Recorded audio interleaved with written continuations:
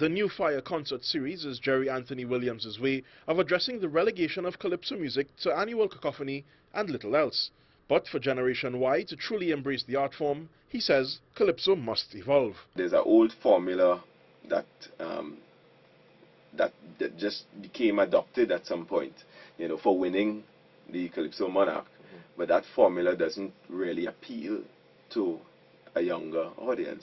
An example of this new experimental direction can be found in the 6-foot-something dreadlocked frame of Mr. Shaq. The subject of on- and off-stage criticism from his elder peers, Shaq, real name Sheldon Noel, does not only come with the brashness of youth. His remix of Lord Relator's Radio Stations is a clarion call to Calypsonians and Trinidadians alike to adapt or risk the death of the art form. And I just felt like, it was fitting for me to present it in my way, just to bring the point home to people that I'm singing a song from 1979, and all I do is tweak some of the lyrics and the conditions remain almost the same, so it's like a wake-up call that, time pass, we say we progress, but really how much? None other than the mighty Chalk Dust sought to cut Shaq down to size after he expressed this view. But he's not about to make it a generational battle.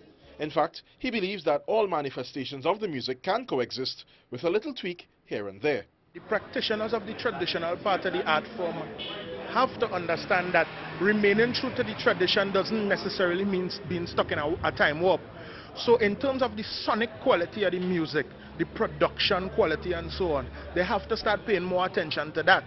Shaq says we must ingrain education of self if Calypso and other traditional forms of our culture are to exist outside their bubble. Once you remain true to those things and try to represent your experiences truthfully, I think, everybody will be unique and set themselves apart in that way. Both him and Mr. Anthony make a case for Calypso to form part of the curriculum on every educational level. The history of what Calypso means to the culture of the society, the heights that Calypso reached, teach them about the golden, legacy of Calypso.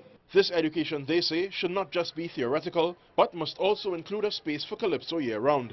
Mr. Anthony says while political and social commentary has its place in Calypso, it sometimes heavies the art form and can drive audiences away. To this end, he opines that it's time soca and Calypso competitions be stopped altogether, and in so doing, allow the music to breathe. Joe Van Ravello, TV6 News.